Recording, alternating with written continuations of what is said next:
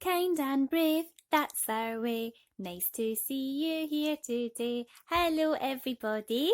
Today's story is Can You Keep a Secret? Now this is quite a sweet little story. I'd never heard this one before, but that's what I like about this book so much, is it does lots of fairy tales we've heard before, but it does lots of other ones as well that maybe you haven't heard. They are actually quite nice little stories.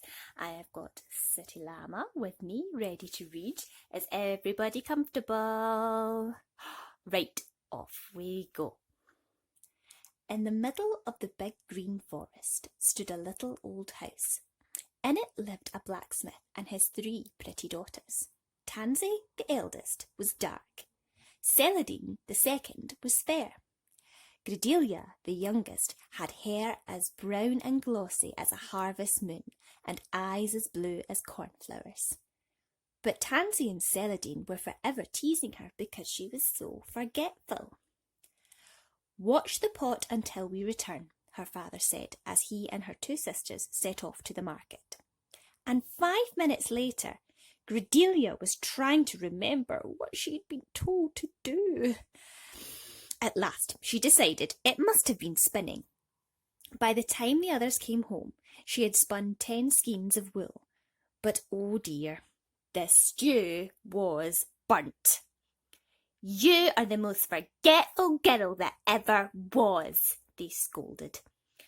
One green and golden day, a prince came riding through the forest. When he saw the little house, he got off his horse and knocked on the door. When Tansy opened it, he thought she was the prettiest girl he had ever seen, until he looked over her shoulder and saw Celandine and Gabriella. "I declare, you are each as pretty as the other." The prince made up his mind that one of them should be his wife, but how was he to choose between them? "I will marry whichever one of you can keep a secret," he told them. The 3 hid their faces in their aprons and said, "Oh, can you keep a secret, Tansy?" the prince asked. "Oh, well, I hope so," Tansy answered. "We'll see." And he whispered in her ear. "Oh, fancy that," said Tansy. "I will come back in 7 days," the prince told her. "If my secret has been kept, you shall be my wife." No sooner had he ridden away than Celandine and Gabriella began to ask what the prince had whispered, but Tansy refused to say. "It's a secret!" But as the days went by, Tansy longed to tell the secret to someone else. At last she thought, "I will go and whisper it down the well.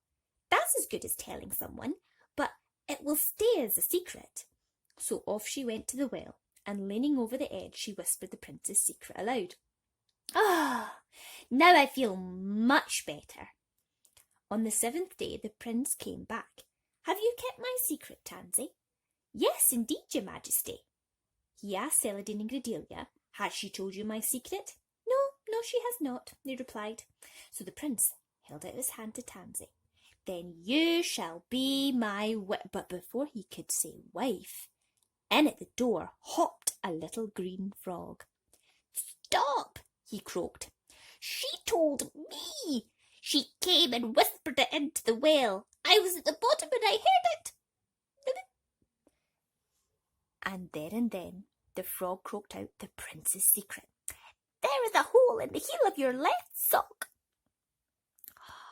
"Oh, my days, he's got dirty socks, so he has." The prince let go of Tansy's hand and looked at her sadly. "In that case, I'm afraid you cannot be my wife," he said.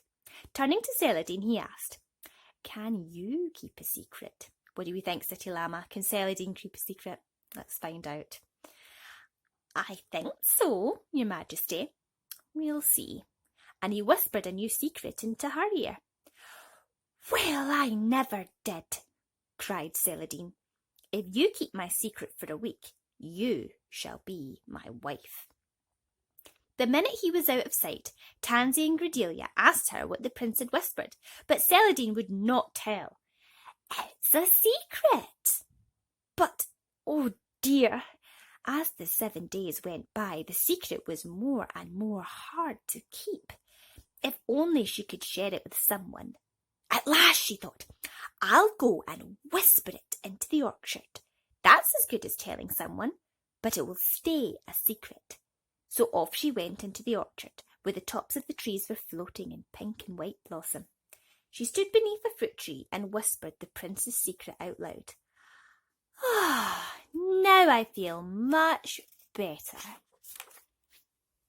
The next day, the prince came back. "Have you kept my secret, Celandine?" "Yes, indeed, your majesty." The prince asked Tansy and Cordelia if their sister had told them the secret. "No, no," came the reply. So he held out his hands to Celandine. "Then you shall be my wife." But before he could say wife, there came a buzzing at the window, and in swarmed a cloud of bumblebees. "Bzzz, say no more," droned the bees. "She told us. She came to the orchard and whispered it aloud, and we in the trees heard it." Bzzz. Then the bees hummed the prince's secret aloud. "Bzzz, there is a hole in the toe of your right sock." Bzzz. The prince let go of Celadine's hand and looked at her sadly. "In that case, I'm afraid you cannot be my wife." He turned to Cordelia.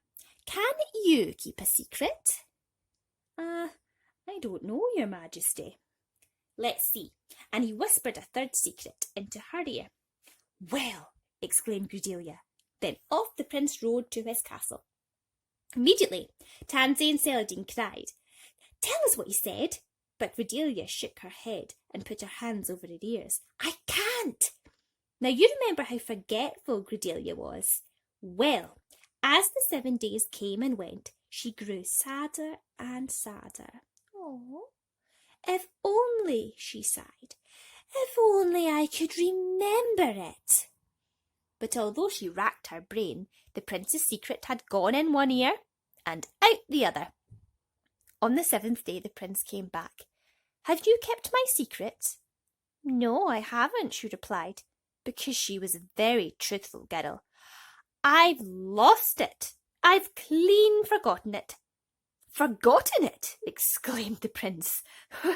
"Fancy that! Well, I never." Then he looked at Cordelia's glossy brown hair and eyes the colour of cornflowers. "She's the one for me," he thought to himself. "I don't care if she can keep a secret or not." And he took Cordelia's hands in his. "Will you marry me?" Cordelia looked at the prince. He had a kind, gentle face. So she said yes. She kissed her father and sisters goodbye and rode off with the prince. "She forgot to take her apron off," they laughed. No one ever found out what the prince had whispered in Cordelia's ear. She and her prince lived happily together in the castle on the hill, and although Cordelia never had to spin wool or sweep the floor or watch the pot, she did sit down with a basket of mending and a darning needle every night, for the prince was terribly hard on his socks. The end. Oh, well, that was a bit of a different one, wasn't it, City Llama? I quite liked that. It was quite a nice little sweet one. Okie dokie. Right, everybody. Well, I hope you enjoyed that. I'll see you again tomorrow night. Kind and brave, that's our way. See you all another day. Cheery bye, everybody. Sweet dreams.